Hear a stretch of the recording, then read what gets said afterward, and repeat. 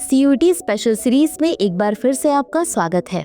इस एपिसोड में हम उन प्रश्नों को देखेंगे जो आपकी परीक्षा के लिहाज से बेहद महत्वपूर्ण साबित हो सकते हैं। तो चलिए शुरू करते हैं। निम्नलिखित में से कौन सा कार्बन मोनोऑक्साइड विषाक्तता का लक्षण नहीं है?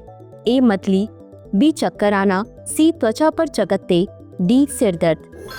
इस प्रश्न का सही उत्तर है विकल्प सी, त्वचा पर चकत्ते।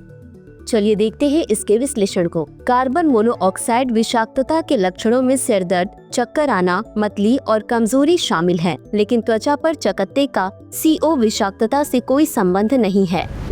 अगला प्रश्न है, अग्निबाण प्रक्षेपण यान की पेलोड क्षमता कितनी है? ए 500 किलोग्राम, बी 300 किलोग्राम, सी 100 किलोग्राम या डी 700 किलोग्राम। इस प्रश्न का सही उत्तर है विकल्प बी 300 किलोग्राम।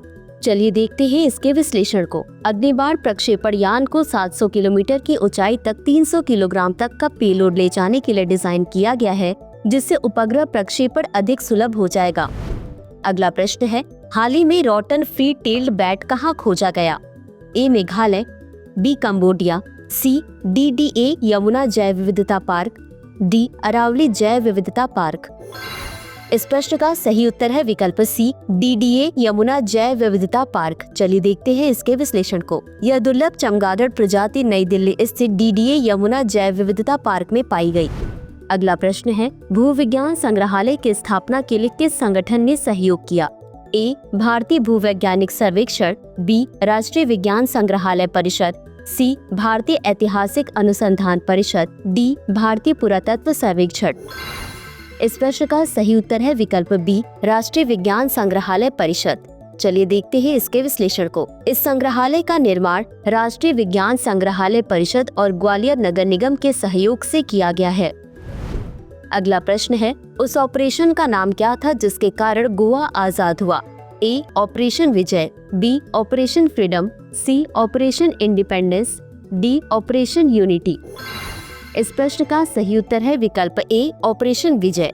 चलिए देखते हैं इसके विश्लेषण को। भारतीय सेना ने वर्ष 1961 में ऑपरेशन विजय शुरू किया और गोवा को पुर्तगाली शासन से सफलतापूर्वक मुक्त कराया। अगला प्रश्न है, किसानों को कीटनाशकों के प्रभाव से बचाने के लिए कौन सा सूट लॉन्च किया गया है? A Agrishield suite, B crop safe suite, C किसान सुरक्षा सूट, डी किसान कवच सूट। इस प्रश्न का सही उत्तर है विकल्प डी, किसान कवच सूट। चलिए देखते हैं इसके विश्लेषण को। किसान कवच सूट एक स्वदेशी कीटनाशक रोधी सूट है, जिसे किसानों को कीटनाशकों से होने वाले स्वास्थ्य संबंधी खतरों से बचाने के लिए बनाया गया है। अगला प्रश्न है, इसरो के किस मिशन ने गगनयान कार्यक्रम के लिए मूलभूत डेटा प्रदान किया? ए चंद्रयान 2, बी LVM-3 X/केयर mission, C Mangalyaan mission, D PSLV C-37 mission.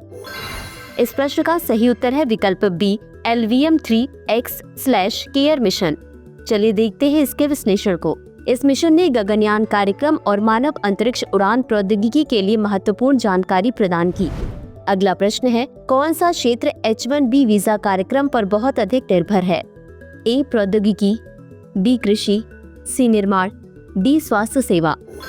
इस प्रश्न का सही उत्तर है विकल्प ए, प्रौद्योगिकी। चलिए देखते हैं इसके विश्लेषण को। प्रमुख प्रौद्योगिकी कंपनियां तकनीकी भूमिकाओं के लिए कुशल विदेशी श्रमिकों को नियुक्त करने हेतु H-1B वीजा कार्यक्रम के महत्वपूर्ण उपयोग करता है।